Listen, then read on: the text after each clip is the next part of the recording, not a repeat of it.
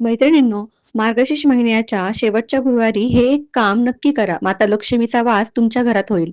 मैत्रिणींनो, मार्गशीर्ष महिना चालू आहे आणि 1-2 गुरुवार झाले की शेवटचा गुरुवार येईल.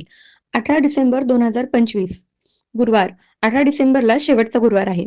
या दिवशीच विवाहित महिला त्यांच्या गुरुवारच्या व्रताचे उद्यापन करतील.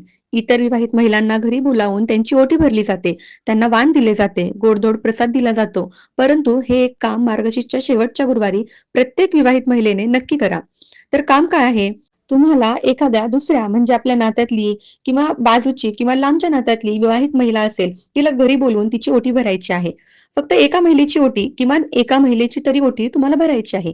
ही ओटी तुम्ही साडी देऊन, ब्लाउज पीस देऊन किंवा फक्त तांदूळ, गहू, एक नारळ, एखादं फळ अशी ओटी तुम्ही ही भरू शकता. जशी तुम्ही ओटी भरत असाल तशी तुम्ही भरायची आहे. ब्लाउज पीस साडी देऊ शकत असाल तर नक्की द्यावी. नाही देऊ शकत असाल तर फक्त तांदूळ, नारळ यानेही ओटी भरायची आहे. तर लक्ष्मी मातेसमोर बसून एका विवाहित महिलेची ओटी नक्की भरावी. फक्त आईची, बहिणीची, मुलीची, सासूची यांची ओटी भरायची नाहीये. आजूबाजूची महिला असेल, विवाहित महिला असेल, तिला घरी बोलवायचं आहे, तिचा पाहुणचार करायचा, तिला गोडधोड खाऊ घालायचं, पेढा दिला, मिठाई दिली, खीर दिली तरी चालतं आणि तिची ओटी भरा. तिचा आशीर्वाद घ्या. ही ओटी भरणं म्हणजे लक्ष्मी मातेची ओटी भरणं, लक्ष्मी मातेचा आशीर्वाद घेणं, लक्ष्मी मातेचा पाहुणचार करणं असतं आणि ही जर ओटी आपण अशी भरली तर नक्की मातेचा आशीर्वाद आपल्यावर प्राप्त होतो आणि लक्ष्मी माता आपल्या घरात वास करते.